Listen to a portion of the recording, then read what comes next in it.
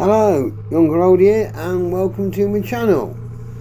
Well, I've just tried to sit down and edit all the video footage I took when I was on my tour of Kent, and basically it all was so bad. It was raining, it was grey, it was the same bit of road we used to commute to everywhere, and the places when we got to still really weren't worth videoing, to be honest, because of the weather. So I thought, what do I do now? So I thought, I know, I'll do a review of all the bikes I've actually had. So stay tuned for the first episode. Watch the intro.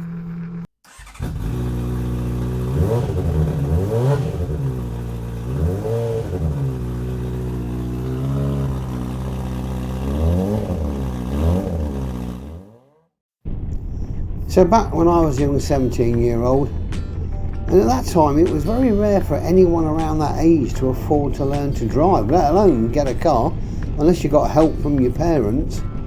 So most of my mates ended up getting themselves a motorbike. As I always remember, I was the only one serving an apprenticeship, so my wages were the lowest in the crowd. Some of my mates were in the hosiery trade, and they were earning quite a lot more money than I was. The two best bikes in our crowd were the Suzuki GT250 and the Yamaha 250, and they could both be rode on a provisional licence. Some of the guys were riding the Honda CD175, but they were mostly all second hand that they'd managed to save up for. I decided on a new bike with finance, and it would have took me ages to save any money to buy a bike. So the best I could afford at the time was a Suzuki B120. And that was back in 1975. In terms of power and performance, I suppose it was about the same as a modern 125.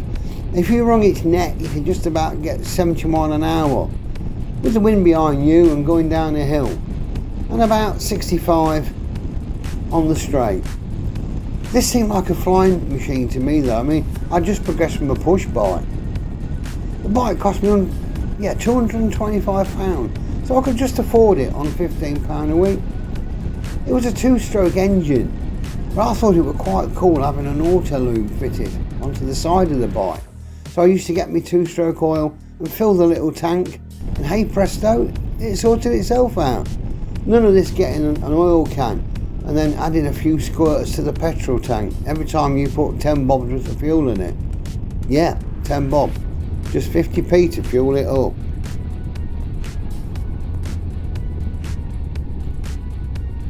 And what was all this chain lubing about? My chain was completely contained in a chain guard. If I remember correctly, you couldn't even see the chain. And I never cleaned it or lubed it. Looking back, I'm even surprised it ran for the year it was on the road. It had a choke lever and a fuel tap, so when your main tank ran out, the bike basically just started chugging along, slowing down. But if you could quickly fiddle with the tap under the tank with your left hand, you could switch it onto the reserve. Now this would make it chug along a little quicker and then a little more until the petrol made its way through the carb and then regain its speed. I later found out that this happened once when I just overtook a local coach company, and luckily for me it was my mate's dad who was driving it. And he recognised my bike and was prepared for my lousy ride in, chopping him up, and then went on reserve. At least his driving skills meant he didn't kill me.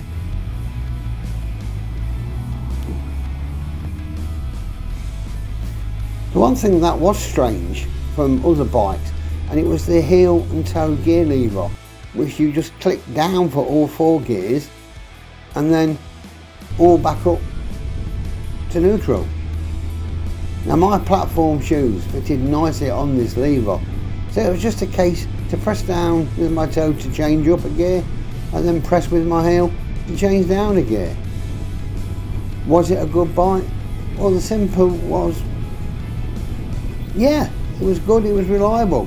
The only parts I had to keep buying were the headlight cases, as the indicator stalks produced out of the side. So every time you dropped it, that hit the floor and snapped the case.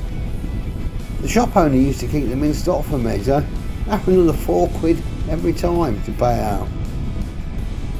As I mentioned in another video, that after a year on the road I couldn't afford to reinsure it, so it just got used in the fields while I was saving up for insurance, but it got wrecked. I wish I still got it now. It would have been a classic. Not just to ride, but at least I could have probably sold it for a handsome profit.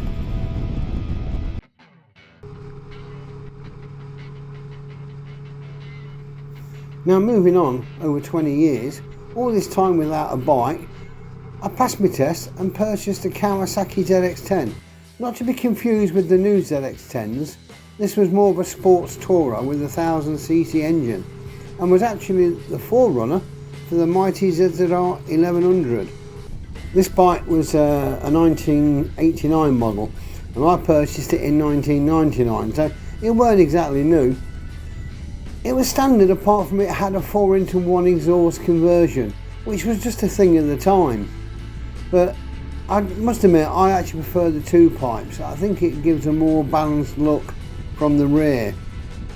Now, this bike was quick, with a reputed top speed of about 167 miles an hour.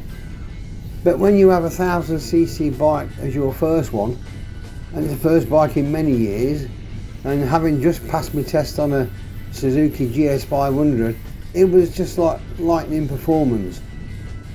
In fact, it was really scary at first, but once you got used to the speed, it was just a phenomenal bike. I used to go everywhere on this bike. I was out every available opportunity. I even did my first tour on this bike, going from home to Wales, then over to Dublin, then up to Northern Ireland to watch the Northwest 200, then over to Scotland, and then back through the Lake District to home. The bike did absolutely well, never missed a beat throughout the entire tour. One of the things that I always thought looked a little bit strange from the rear was the rear tyre seemed sort of a bit too narrow. Apparently it did cause some handling issues in reports I read, but I never noticed them, but that may be down to me being a novice rider with lack of experience. Also, that's maybe why they went to a wider section rear tyre when they released the ZZR 1100.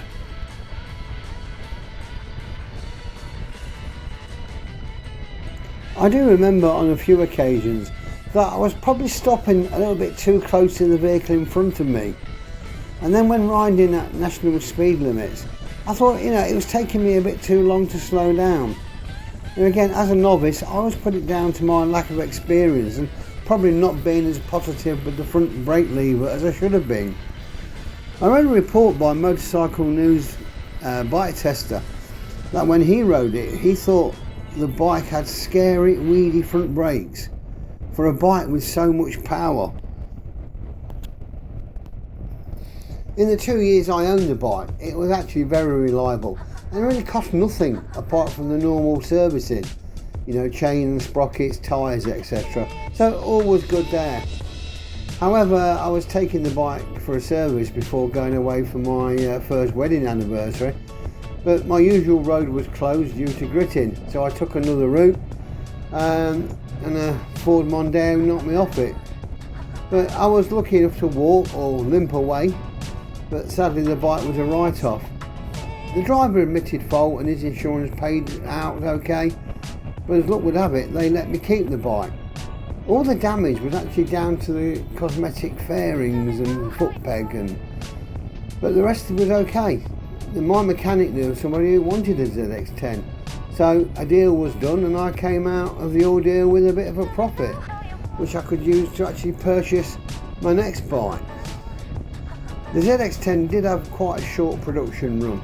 It was only made from 1988 to 1990, and at the time it was the fastest production bike until the release of the ZZR 1100 in 1990, and that was actually 10 miles an hour quicker.